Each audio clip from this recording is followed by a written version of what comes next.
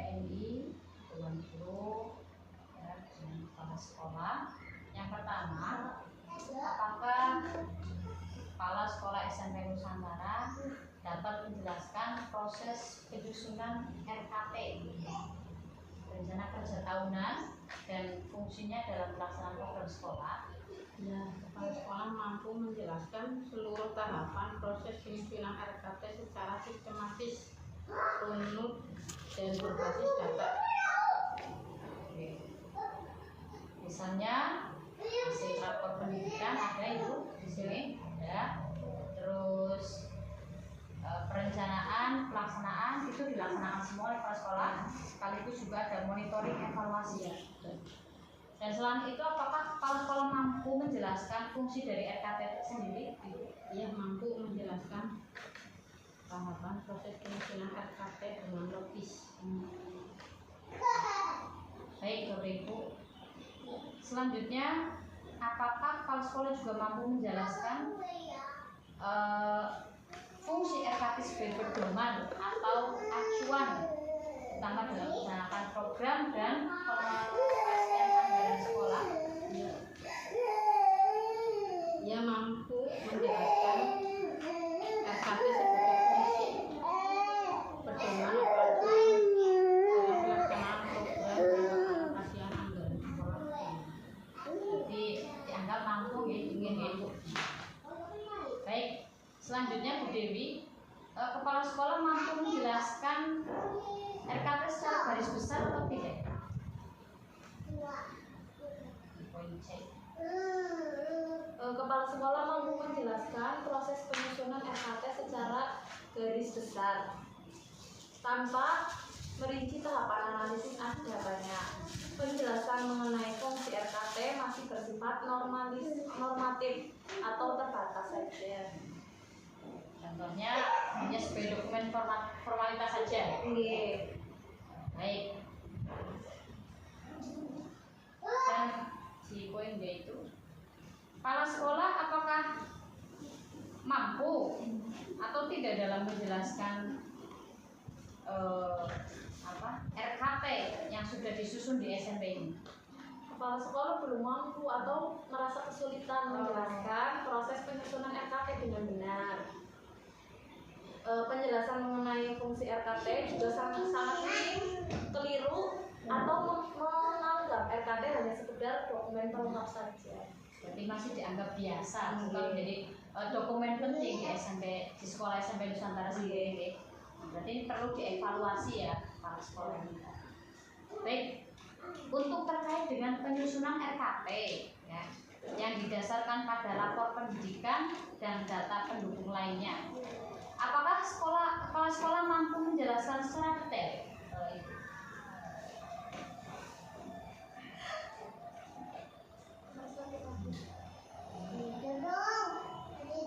Kepala sekolah mampu menjelaskan secara detail dan komprehensif bagaimana rapor pendidikan itu digunakan sebagai basis utama. Baik. Misalnya melalui apa Bu? Tahapan identifikasi, refleksi, dan benahi atau IRB. Kepala sekolah juga mampu Secara spesifik, data pendukung lain yang relevan seperti data dapodik, evaluasi di sekolah, atau masukan dari komite. Terkait dengan penyusunan RKT yang didasarkan dengan rapor pendidikan atau data pendukung lainnya, apakah kepala sekolah itu mampu menjelaskan bahwa rapor pendidikan adalah dasar utama penyusunan RKT? Ya, kepala sekolah itu mampu menjelaskan bahwa rapor pendidikan adalah dasar utama penyusunan RKT. Beliau juga dapat menyebutkan indikator atau pencapaian yang perlu diperbaiki dari rapor pendidikan dan mengetahui adanya data pendukung lain, namun belum bisa menjelaskan secara detail atau sistematis bagaimana proses integrasi data tersebut ke dalam program RKT. Jadi perlu pembenahan ya. Jadi belum mampu seutuhnya menyinkronkan antara dalam penyusunan RKT itu ternyata harus melihat dari hasil rapor pendidikan ya, di SMP Nusantara Manggasari.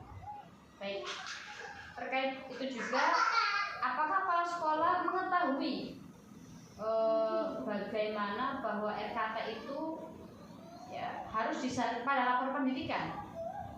Mengetahui atau tidak kira-kira? Penjelasannya masih bersifat umum atau normatif.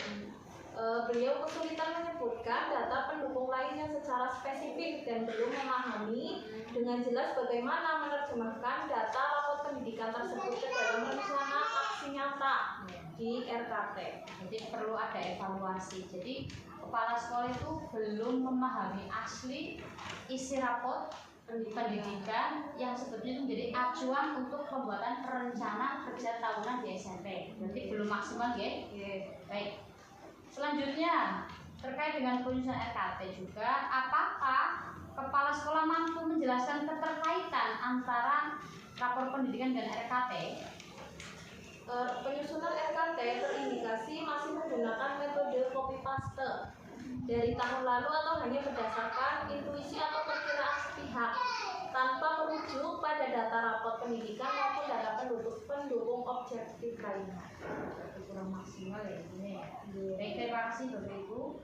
Sekarang saya mau bertanya tentang kinerja kepala sekolah terkait dengan pelibatan warga sekolah ya dan pemangku kepentingan lainnya dalam penyusunan program. Yang pertama, kepala sekolah apakah mampu menjelaskan keterlibatan aktif dan kolaboratif dari berbagai unsur warga seperti guru, kemudian tenaga kependidikan dan murid, atau seperti pemangku kepentingan yang lain, komite sekolah, wali murid, atau tokoh masyarakat atau mitra yang ada di sekitar di wilayah sekolah. Apakah kepala sekolah mampu menjelaskan keterlibatannya? Ya, pelibatan dilakukan secara terstruktur melalui forum formal berupa musyawarah atau rapat. Dan apakah itu dilakukan di sini? Ya, mulai dari tahap penjaringan aspirasi, penyusunan hingga pengambilan keputusan. Di situ berarti dibutuhkan surat undangan, kemudian daftar hadir, kemudian notulen dan berita acara hasil pertemuan dari pihak keterlibatan masyarakat atau warga sekitar, warga sekolah sekitar. Yang kedua adalah terkait apakah kepala sekolah mampu menjelaskan keterlibatan warga sekolah terutama guru dan komite sekolah dalam penyusunan program. Proses diskusi atau rapat bersama sudah dilakukan, namun terlibatan unsur lain seperti murid, orang tua secara luas atau mitra eksternal masih terbatas atau hanya bersifat sosialisasi atau pemberitahuan saja. Baik, yang terakhir, yang keempat adalah saya mau bertanya tentang kurikulum yang memuat perencanaan dalam bentuk kalender akademik. Apakah kepala sekolah mampu menjelaskan penyusunan kalender akademik secara detail, adaptif, dan kontekstual? Ya, kepala sekolah mampu menjelaskan penyusunan kalender akademik secara detail, adaptif, dan kontekstual. Kalender tersebut secara presisi memetakan alokasi waktu efektif belajar, jadwal asesmen, kegiatan jeda semester, hari libur nasional, hingga agenda khusus sekolah. Penyusunannya disesuaikan dengan kalender pendidikan dari Dinas Pendidikan serta kebutuhan real di satuan pendidikan. Baik. Yang kedua, apakah kepala sekolah mampu menjelaskan perencanaan kalender akademik sekolah dengan runtut? Ya, yaitu memuat komponen-komponen utama seperti jadwal pembelajaran efektif, asesmen, dan hari libur berdasarkan acuan baku dari Dinas Pendidikan. Mampu, kepala sekolah Mampu menjelaskan perencanaan kalender akademik dengan untuk baik itu memuat komponen-komponen yang terutama jadwal pembelajaran efektif, asesmen dan hari libur berdasarkan acuan baku dari Dinas Pendidikan. Namun pembagian waktu untuk program-program khusus sekolah atau kokurikuler belum terperinci dengan detail. Baik. Sekarang berkaitan dengan Dewi, perencanaan program dikomunikasikan ke berbagai pihak. Apakah perencanaan program dikomunikasikan ke berbagai pihak? Kepala sekolah menjelaskan, ya, multi kanal terbuka dan interaktif kepada masyarakat sekolah atau warga sekolah. Ya, program disosialisasikan secara terstruktur melalui rapat pleno, pengumuman resmi serta memanfaatkan media sosial seperti Instagram, Facebook dan lain sebagainya. Kepala sekolah juga menyediakan ruang umpan balik atau feedback bagi warga sekolah dan pemangku kepentingan untuk memastikan transparansi dan akuntabilitas. Baik. Selanjutnya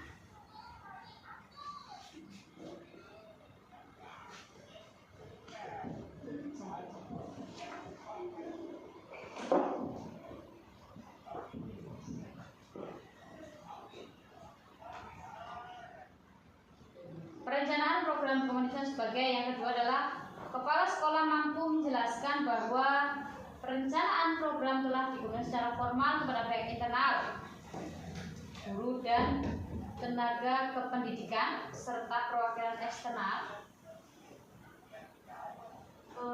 Beliau mampu menjelaskan bahwa perencanaan program telah dikomunikasikan secara formal. Namun penyebarluasan informasi belum memanfaatkan berbagai lini media secara optimal dan bersifat komunikasinya masih cenderung satu arah. Sebetulnya ini di poin A, B, saya disuruh memilih satu ya, yang paling pas dan sesuai dengan keadaan kepala sekolah di sini ya.